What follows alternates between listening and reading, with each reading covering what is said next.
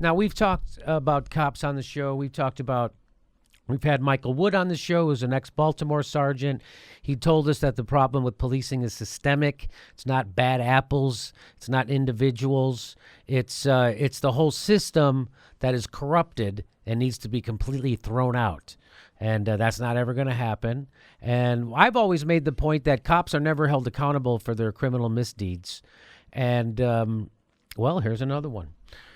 Cops convicted of selling drugs they stole from evidence lockers, sentenced to probation, no jail time. Are you kidding me? They're just rewarding the entrepreneurial spirit. Yeah. So the cops go out and confiscate drugs. They arrest those people with the drugs. Those people they arrest, believe me, are going to do some time. They then take those drugs. They then redistribute them in their own community at a big profit to themselves, and they don't go to prison.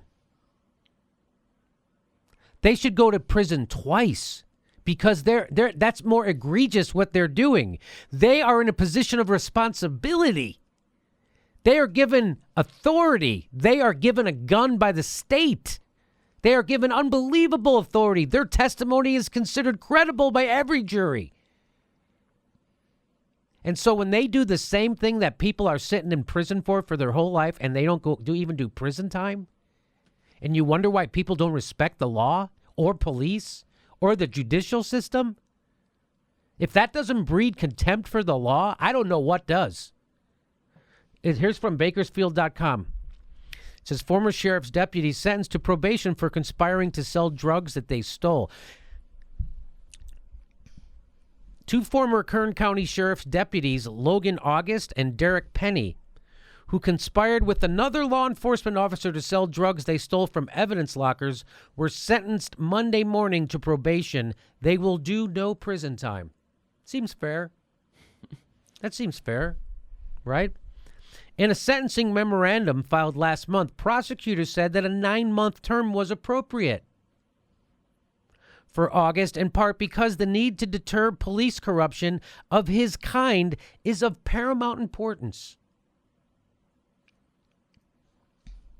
Defendant's actions were motivated by greed, and he committed these crimes repeatedly over a 9-month period.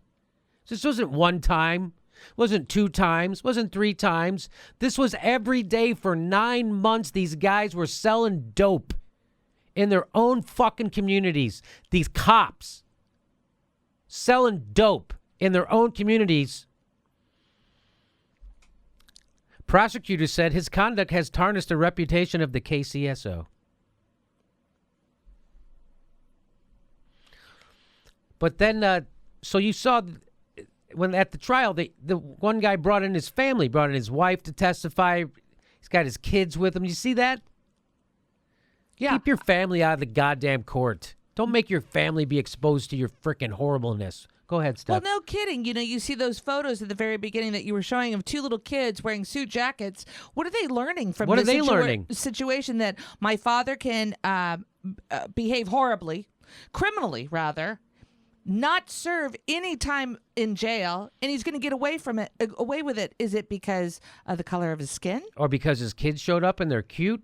I think that had a lot to do with it. Why do you think he brought his kids in? To try to manipulate the judge in sentencing. Oh, boy, yeah. You can't, of course you can't sentence that police officer to any time in prison because he has two really nice kids. So his wife testified, but she noticed a change in him after he joined the narcotics team. I didn't know the burden he was carrying. Which was a lot of fucking drugs that had profit value. That was the burden. Weighing down his pockets. Yeah. Woo, that's such a heavy burden. I bet the inner city kids he busts for pot didn't have any burdens. No, they had I bet they didn't have any street. But they were super easy street. Of course he had a burden. He was wondering what his profit margin was going to end up being. Yes.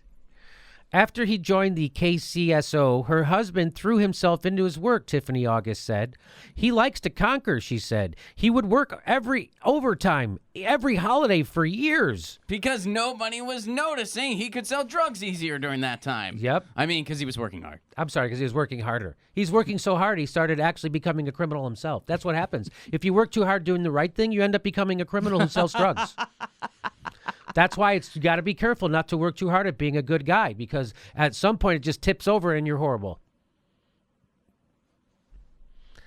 He told O'Neill he was aware the judge once worked in law enforcement, and he apologized to him as well. O'Neill.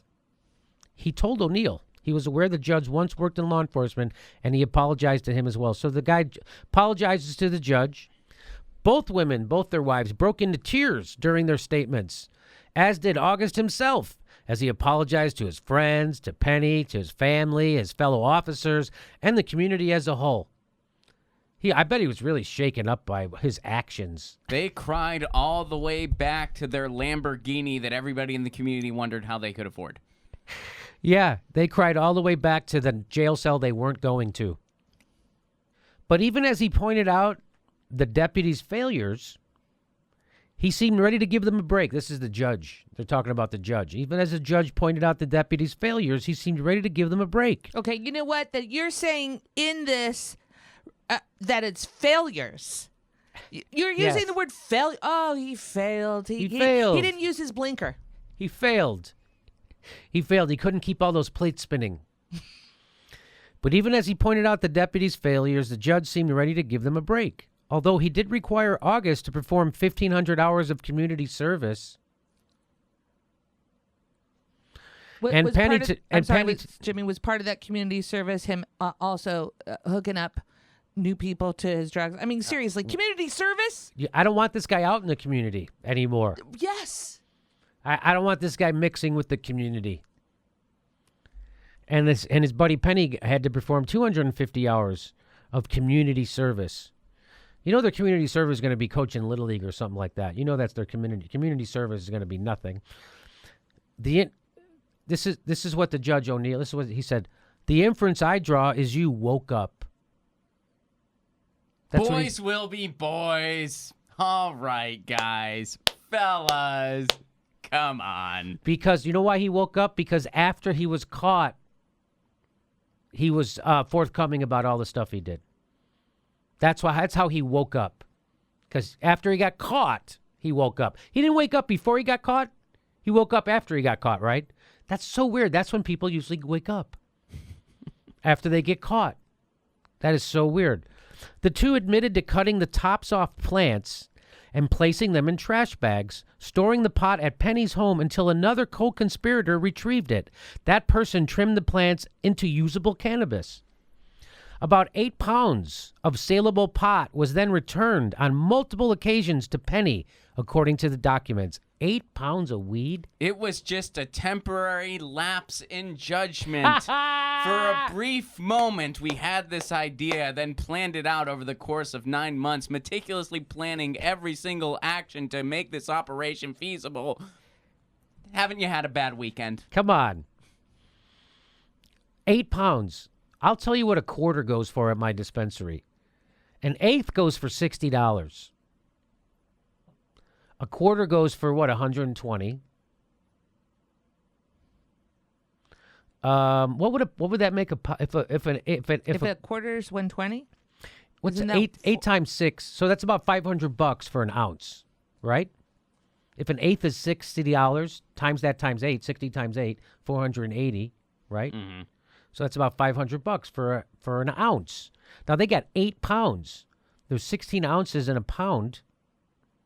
So I'm not a math scientist, but that was a lot of money those guys were making selling weed, don't you think? Mm-hmm. So he then delivered the product over a period of time to August, who provided it to an individual who had previously worked for him as a confidential informant. So he has a drug dealer on the street who he leaned on once before to get information about other people dealing drugs, and now that guy's his drug dealer. Just like Serpico. This is great. Just like a confidential informant. You mean a criminal drug dealer? It's not a confidential informant. This guy's a criminal drug dealer. He worked for him as a confidential informant. That person sold the weed and shared the profits with August, who then shared the money with Penny. Oh, well, that's nice that they're sharing. So they literally stole pot out of an evidence locker that someone had already been in prison for, right? They then take it home. They literally take it home. They trim it, do everything you got to do the pot. They then go give it to a drug dealer who they know is go sell it in our community. Wouldn't it be funny if they sold it to his kids? If his kids were just a little older, his kids could have bought some and got caught and arrested for it? Wouldn't that be such sweet irony if that cop who was selling dope on the streets somehow ended up selling it to his own kid who then got pinched by another cop and had to go to jail for the pot his dad put on the street? That would be great. That would be great. I'm also wondering why child services haven't been called in. Oh, my God. Oh, my God. Why haven't child services been called in? And so here's that stupid picture of him and his frickin' so there's him and his lawyer, and then he brings his two kids as props. That's a guy trying to manipulate people by using his kids. Again, that guy's disgusting. That's gross. That's a cop who was a huge criminal who now, because he cuts his hair shorter than anybody else in the courtroom, and he has two kids in khakis and suit coats, he doesn't have to go to prison because he's not black, because he has great legal representation, because the judge is soft on cops. I would love to see that guy treated like every other person. Of course, it's never going to happen because look how short his hair is and how white his skin is. Look how white his kids are. I honestly think using your kids as props like that. It's awful. I think it's a form of child abuse. Yes, I really do. I I'm not agree. even like that is a form of child You abuse. knew there were going to be photographers there. Yeah. Your kid, you're getting fucking, you have to have a press conference because you're a criminal drug dealer. Worse, you were a cop who did it, which makes it way worse. It's worse if you're a priest if you rape a kid because you're supposed to be protecting them. It's worse if you're a cop if you do that because you're supposed to be protecting your community. You've now violated way more trust than a regular drug dealer. And then you bring your kids out. That is child abuse. And they're all standing there smiling. Oh, yeah, he's a good guy, great guy. Momentary lapse. Yeah, because they don't know. I mean, the kids don't know. They don't have the moral ground. I mean, who knows what they were even told? Poor kids. I say poor kids. I mean, it's like in one day they're going to wake up and they're going to realize what really went down. And what they were that they were being pawns. They were being used. And said, so this kid here is smiling, pretty big grin. What is he thinking? Right? So what is he thinking? This kid's a victim. And so is that kid a victim of that fucking guy, that drug dealer. These kids are victims. And then this lawyer brings them out, parades the kids. Why are your kids at court? Why are you bringing your kids to court, you scumbag? Because it will help you. You're traumatizing your kids.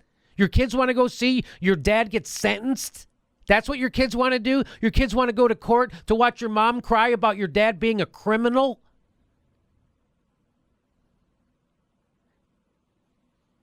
Is this another scummy cop who gets let off? That kid's 11 years old.